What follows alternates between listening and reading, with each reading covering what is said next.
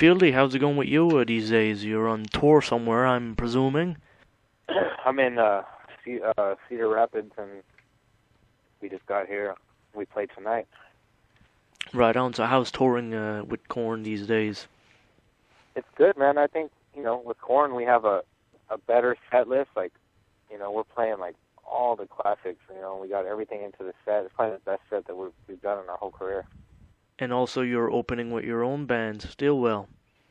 Yeah, I'm doing the show. I'm actually play guitar, and we're the first band of the night. And then later on, I go on and I play with Korn. I put the bass on and play with Korn. I mean, then you can feel the crowd beforehand, and you know what to expect with Corn when you're on stage. How's that? I mean, it's totally different because when I play with Stillwell, like, it's so new, nobody knows the songs, so everybody kind of just stands there and watches. And with Korn, they go crazy because everybody knows it. So it's really different for me to play in front of a crowd that's just kind of standing there staring at you, but they're just taking it in because they've never heard what we're playing. And then they're probably thinking in their minds, I've seen that guy from somewhere. Yeah, serious. I talk to people and they're like, I think it's Fieldy up there, and they don't, people don't believe it and they don't know, and it's pretty funny. Now, when you go on, these tours with, Stillwell's opening act, do you have products to sell of Stillwell? Yeah, we're selling T-shirts and stickers, and we go out right after we're done playing. We go out into the crowd and we set up a table and we sign Stillwell CDs. Comes out on iTunes on April 12th, and then in May it's going to be released. But we're just selling them at the shows just to give people in advance. Well, that's really good and cool that you guys are getting advances, at the shows. So in Halifax, Nova Scotia, when you're arriving April 5th, do people get an advance copy, I'm sure, of Stillwell? Yeah. I just talked to my manager the other day, and we're going to release when you download the single or the album, you get this, I don't know, something, you get a T-shirt for free with it, like a Stillwell T-shirt. For the recording of Stillwell, the process, would you say it's different than going with Korn in the studio? Oh, absolutely, because I'm playing guitar. So it's like, for me to sit and create and record playing guitar is like a whole different, that's why the whole Stillwell sounds nothing like Korn. It's because when I play guitar, I play totally different. And I did some guitar leads on there and, just doing all the crazy, like, working. I did a lot of pedals, Mm-hmm.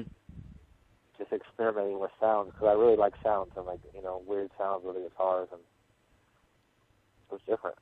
So let's say with the guitar, would you use the same type of endorsements as with your bass? Right now I'm using, I use the Ibanez 6-string. We did everything standard tuning, Mm-hmm. just because I kind of miss that, because nobody really does it. Everybody's like D-tuned or C or drop D or A or 7 strings. It seems like since I've been doing that for so long, I'm like, I want to do a standard tuning. And I got my first Gibson Les Paul 1976 Deluxe. So, And for amplifiers, what you using for guitar?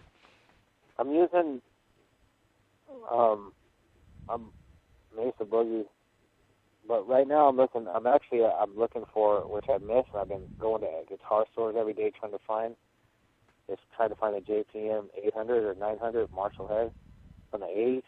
Mm-hmm. That's what I want, but they're so hard to find, because I found them, and I found like the 50 watt, but I'm looking for a 100 watt. Is that one for sale? I don't have one yet. They're very rare. Yeah, man. I've been looking for them. I ran into one the other day. It was a 1980, but it wasn't. It was only a 50 watt. I need a 100 watt because I like it. It's more powerful and it gives you more bass. Because I'm a bass player, I miss that. One thing too, I'd like to talk about is the latest Korn album, Remember Who You Are. The bass tracks on that. Would you say it's the same process you always went through to do this? I mean, I guess so. Once I've developed a style, like my bass style, so it's what people want to hear. So I try not to really change much of it because that's just my style, and I think I'm happy with it, you know. Miking and all that, would you play a different, setup in this new album? Or, you're miking differently or something for the bass? I think for this album, I did it how I did it the old school way, where I actually used just one cabinet, like 4 tens, and I mic'd one of the speakers, but then I took another mic, and I mic it right in the center on the horn. That's where I get that click sound from. Because you can go all out with, or different ways of recording, miking can take hours and hours, Oh, mine's simple, man. I mic one speaker and mic the horn, and I'm ready to rock. Because I know what I like, so it's easy for me. Now going also live, because you're going to be going overseas, in June. Do you bring the same equipment overseas, and how does that work nowadays? From all the years of touring, we have all of our equipment over there. We have a whole storage with an exact duplicate of everything, so we don't have to ship anything. It's already there. And in that way, your equipment stays in good shape. It doesn't get warped from the flights, etc. Yeah, it just stays there in a warehouse, and it's just way easier than trying to, throw everything on the plane, or sometimes you do like a slow boat. Fieldy, what do you think of the internet today, like YouTube and stuff like that? It's going, because one day you're playing a concert, and then the next day you're posted on YouTube from your show. I mean, I think it's a good way for people to check it out, and it's all kind of the same. Every time you go on there, it kind of doesn't sound good because people are just taking, recording with their iPhone or, So it's good, though. People like it. They just like to go on it because it's personal, because they didn't make it to the concert, so they get to, go check it out. So in that sense, you support it in some way? I mean, yeah, it's cool for a way. It's great, to get, things out that people have missed. Mm-hmm. I mean, if you're asking me what sucks about it, it sucks because people will post up, say, your worst performance, It's instead of people trying to, that's only there sucks, but other than that, it's cool.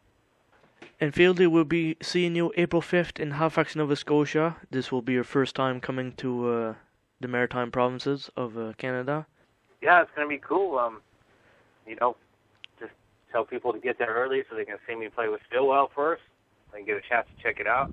And then Korn goes on later. And I'm telling people, don't miss this show because it's you're going to hear our set with Korn is amazing, so people are going to be flipping out.